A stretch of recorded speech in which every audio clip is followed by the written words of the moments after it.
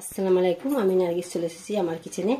আজ বানাবো আমি নতুন একটা রেসিপি, নোটের শাক, উচ্ছে আর কাঁঠালের দানা, বড়ি আর চিংড়ি মাছ দিয়ে একটা চচ্চড়ি। তো শাকের চচ্চড়ি তো আমি আজ নতুন বানাবো। তো চলুন, আমাদের বাড়িতে এগুলো বানানো হয়, তো আমি আজ নতুন ভিডিও করছি। তো চলুন বানানো যাক। তো কড়াইয়ে একটু তেল দিয়ে প্রথমে বড়িটাকে ভালো করে ভেজে নেব। তো বড়িটা আগে ভেজে নেব ভালো করে, লাল লাল করে।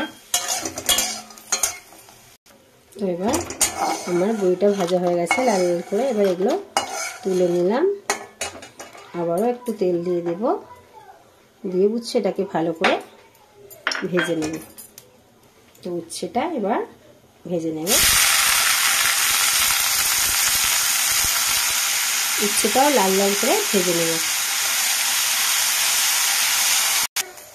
তো এবার আমার উচ্ছেটা লাল লাল করে ভেজে নিয়েছি। তো এবার অল্প সামান্য তেল দিয়ে দিলাম, যেহেতু উচ্ছে ভেজে নিয়েছি তো বেশি তেল দেব না, অল্প তেল দিয়ে তেলটা গরম করে নিই।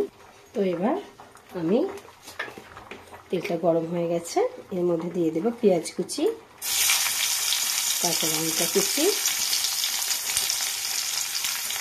দিয়ে একটু নাড়িয়ে নেব।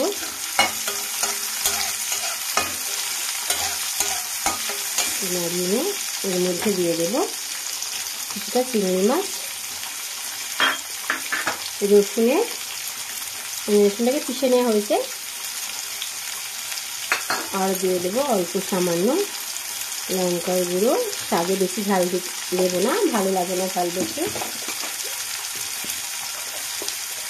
অল্প সামান্য হলুদের গুঁড়ো, স্বাদ মতো নুন। এবার এর মধ্যে একটু জল দিয়ে দেবো। জল দিয়ে নিলাম। বা এটা একটু ঢাকা দিয়ে ভাপিয়ে নেব। একটু ঢাকা দিয়ে দিলাম, ঢাকা দিয়ে একটু ভাপিয়ে নেব। এবার আমি ঢাকাটা খুলে নেব, নিয়ে নাড়িয়ে এর মধ্যে দিয়ে দেব কাঁঠালের দানাগুলো বা বিচি, আর তার সঙ্গে দিয়ে দেবো আলু। আমি একটা আলু নিয়েছি, কয়েকটা কাঁঠালের দানা, অল্প সামান্য নোটের শাক আর উচ্ছে, সবগুলো একসঙ্গে আমি রান্না করব।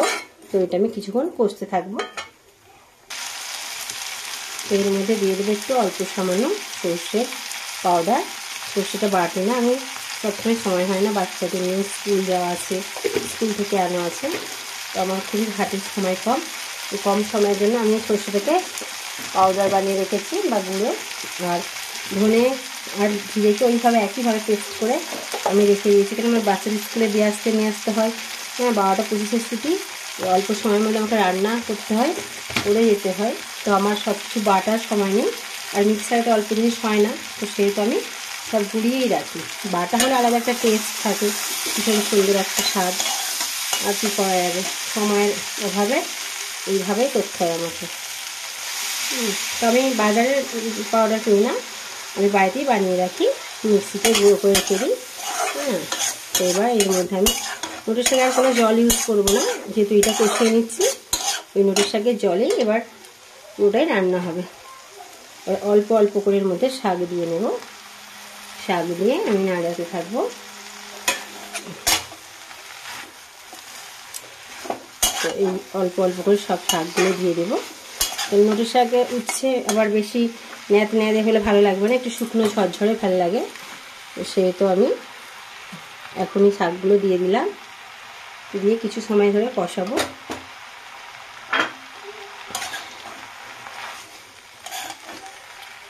এইভাবে এটা একটু কমতে সময় দেব।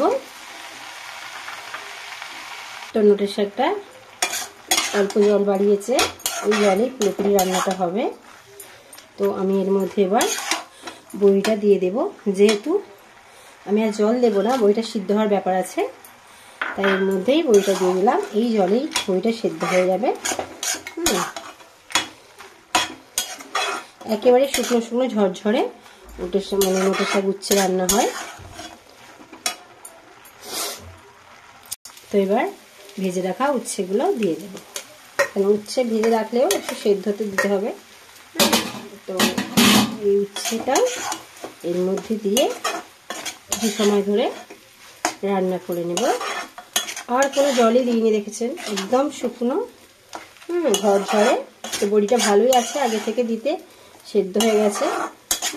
এক একটা বড়ি তো সেদ্ধ হতে চায় না, তো একটা আগে দিয়েছিলাম, একেবারে এখন ঝুরঝুরে হবে শাকটা। তো কিছু সময় এটা রান্না করে নেব। তো আমার উচ্ছে নোটে শাক বড়ি কাঁঠালের দানা হয়ে গেছে। তো বড়িটা এতটাই ভালো যে দেখুন একেবারেই গলে গেছে।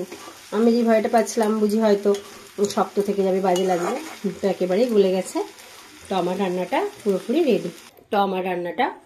রেডি। তো আমার রান্নাটা যদি আপনাদের ভালো লাগে, একেবারে নতুন ইউনিক রেসিপি, তো যদি ভালো লাগে, নতুন কোনো বন্ধু হন, তো আমার চ্যানেলে সাবস্ক্রাইব করে দেবেন, লাইক করবেন, শেয়ার করবেন, আর কমেন্ট বক্সে জানাবেন এই নতুন শাক রান্নাটা কেমন হয়েছে। আজকের মতো এতটাই। আবার নতুন কোনো রেসিপি নিয়ে আপনাদের সামনে হাজির হব। ভালো থাকুন, সুস্থ থাকুন, খোদা হাফেজ।